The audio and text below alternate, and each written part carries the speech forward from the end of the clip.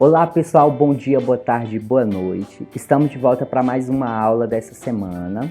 Estamos nos aproximando do final do ano letivo e precisamos aí ficar ligados quanto às notas, quanto aos resultados, para a gente fechar bem todo esse período, tá bom? Foi nos orientado, pessoal, pela escola, para que esse finalmente a gente colocasse não colocasse um conteúdo tão complicado, ou se possível a gente retomasse um conteúdo já trabalhado durante o ano letivo. Então por isso que eu escolhi, pessoal, retomar esse assunto que eu acho tão interessante e que envolve a nossa realidade aqui, Brasil, que é a questão da Revolução Verde. Foi um assunto que a gente estudou, deixa eu ver aqui qual foi o período, pessoal. A gente estudou lá no segundo período, né? Que foi Revolução Verde. E aí, pessoal, a gente vai retomar ele. A página é a 95, para quem quiser acompanhar no livro didático, tá bom? Começa aí na 95 e vai até a página 90... até o final do capítulo, né, pessoal? Depois vai tratar de agricultura agropecuária sustentável e tal, mas o foco mesmo vai ser Revolução Verde, tá bom? Nós vamos então apresentar aqui o slide. Deixa eu só colocar o livro aqui. Então, pessoal, nós estamos aqui com esse slide, é o mesmo que eu utilizei lá no segundo período, tá bom? Então, quem porventura tiver acompanhado essa aula, não tiver perdido os conteúdos anteriores, nos períodos anteriores, vai reconhecer, vai lembrar desse slide que a gente já trabalhou aqui. E se você não foi acompanhado durante esse período, está retomando agora por algum motivo, aí você vai ter esse primeiro contato.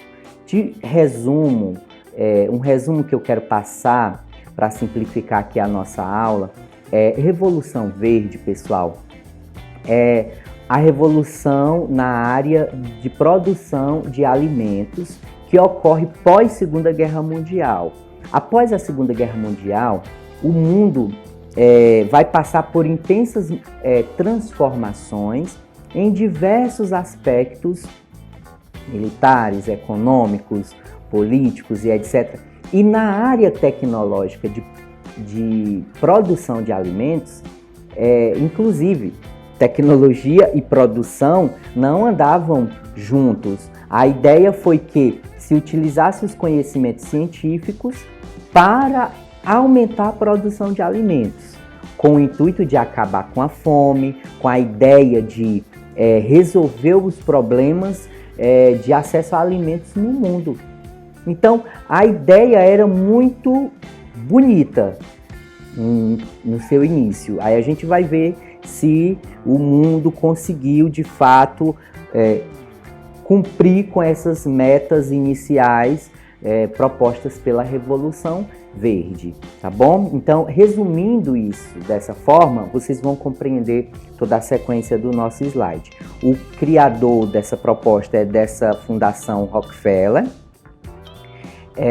Revolução Verde representa um conjunto de inovações tecnológicas que tem o intuito de melhorar as novas práticas agrícolas. Já falei para vocês, utilizar tecnologias para o ramo agrícola e com essa finalidade de aumentar a produtividade, como eu já disse. O primeiro país a aplicar esse conceito foi o México, programa financiado pelo grupo Rockefeller. O Dr. Bollig, ele é conhecido aí como que fosse o pai da Revolução Verde, por ele ter dado esse pontapé inicial, tá bom? Eu vou passando assim rapidamente, porque se você tem essa ideia mais geral, então essas informações aqui, elas vão entrar apenas como complementos, né? Desse conhecimento mais geral que você já tem, ó. O discurso ideológico, eu já falei para vocês, era acabar com a fome no mundo, né? O grupo Rockefeller expandiu seu mercado consumidor. Então, assim, até que ponto essa realmente era a ideia, né?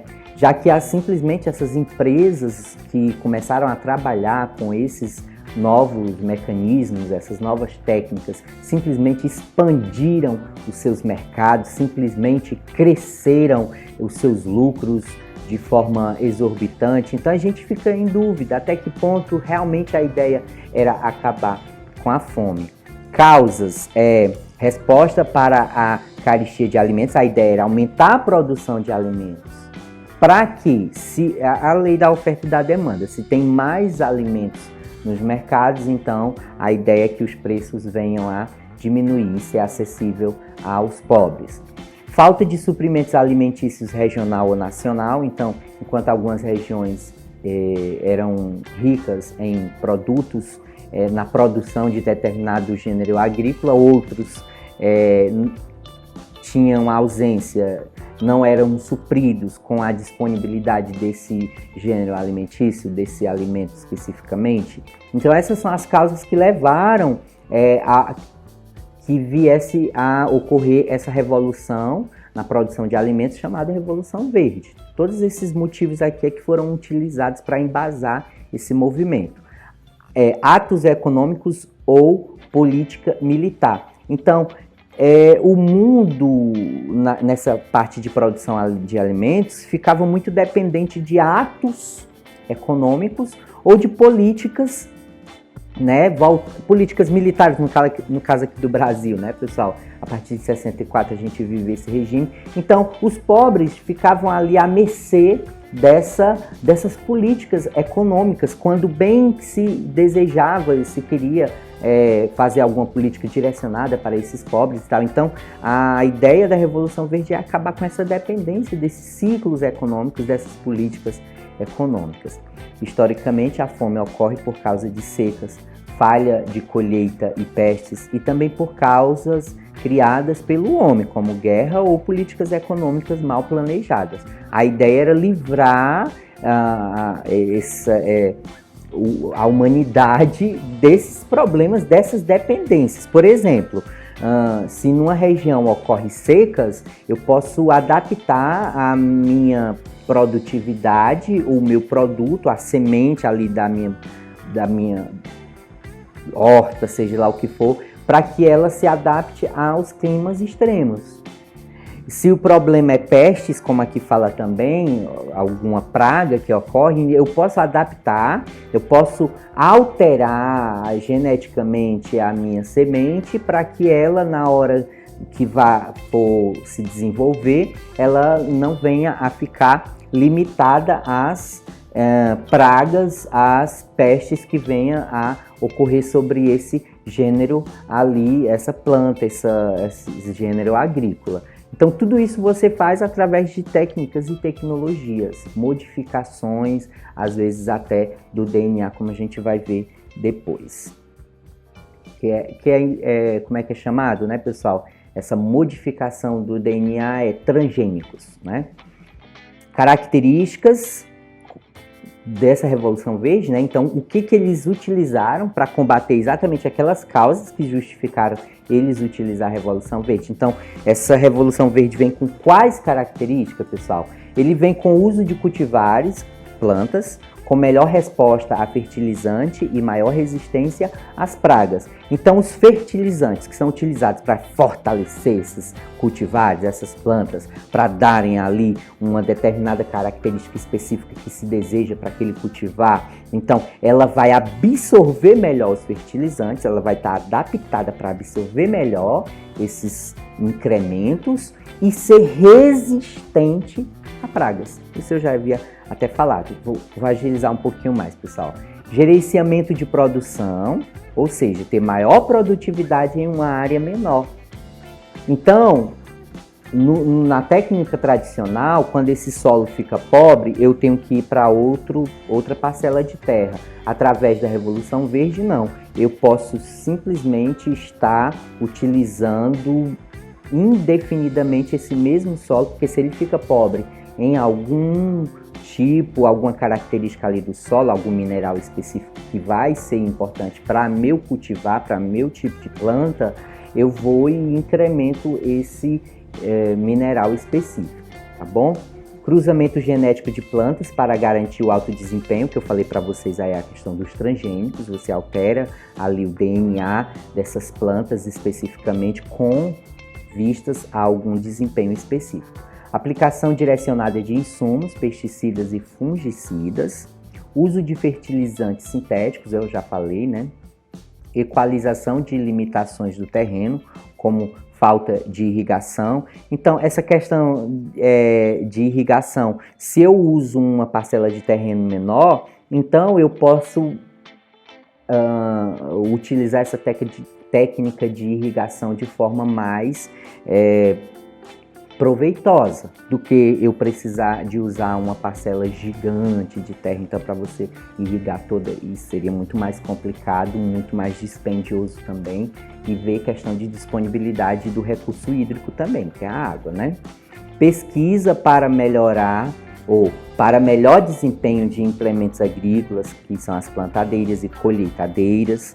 Mudança da estrutura fundiária, que ficou voltada à produção em larga escala. Com o tempo, pessoal, essa produção agrícola da Revolução Verde, que tinha a ideia de acabar com a fome no mundo, barateando os alimentos, ela, quando vai se desenvolvendo, ela acaba que se voltando simplesmente para os mercados externos, no caso aqui do Brasil, né? E acaba que não se voltando para o pobre que está aqui dentro do país, acaba que não afetando a vida desse que está dentro do nosso território. A gente vai ver isso também de forma mais detalhada nas próximas lâminas do slide. Pontos positivos e negativos. Vamos lá, a eficiência no campo, claro, a produtividade no campo se tornou mais eficiente, produzindo mais em um menor espaço de terra. Avanço na produção e a pesquisa de alimentos são apontados como as principais vantagens do conceito de Revolução Verde, ou da Revolução Verde. Já as desvantagens merecem críticas de historiadores, ambientalistas e pesquisadores. Aí ele vai destacar aqui, por exemplo, esgotamento do solo. Você usa indefinidamente essa parcela de solo, né, não deixando ele descansar, repondo lá os minerais e tal, e vai esgotando esse recurso chamado solo. Erosão, né? A erosão é o desgaste do solo e ele vai sendo carreado e levado também para as partes mais rebaixadas. Alteração do ecossistema para a implantação da lavoura. Os ecossistemas são os seres vivos que vivem, os micro-organismos que vivem dentro daquela parcela de terra, incluindo do solo, as árvores, o ar. Então, todos os micro-organismos e organismos maiores também que vivem ou viviam antes da implantação desse sistema, porque muitos perdem esse habitat. Quando vem a implantação desse sistema, desse novo tipo de ciclo de produção agrícola, simplesmente o habitat natural das joaninhas, das formigas, das lagartas, de todos os outros organismos que eram importantes para aquele ecossistema, simplesmente perdem o seu habitat. Então, por isso que o ecossistema é alterado. Desmatamento, não precisa explicar. Priorização à estrutura latifundiária, prejudicando a produção familiar e fomentando o êxodo rural. Então, você prioriza o grande produtor rural, que é chamado aqui latifúndio, ou latifundiário, né, o grande detentor das estruturas de terra, e que aquele pequeno produtor ele não tem terra, ele vivia dependente de alugar a terra desse grande produtor, mas quando chega essas grandes empresas demandando utilizar toda essa parcela de terra, o dono dessa terra não vai pensar duas vezes em estar alugando essa parcela de terra para essa grande empresa, deixando na mão o pequeno produtor rural, a agricultura familiar, ok? Olha aí a questão da fome, observem aí como é que fica, né? Mais pontos positivos e negativos, ou prós e contras. Prós, aumentou a produção de alimentos, provocou a diminuição de preços, sim. Contra, não solucionou o problema da fome, isso simplesmente não resolveu. Aumentou a concentração de terras e levou à migração do pequeno produtor.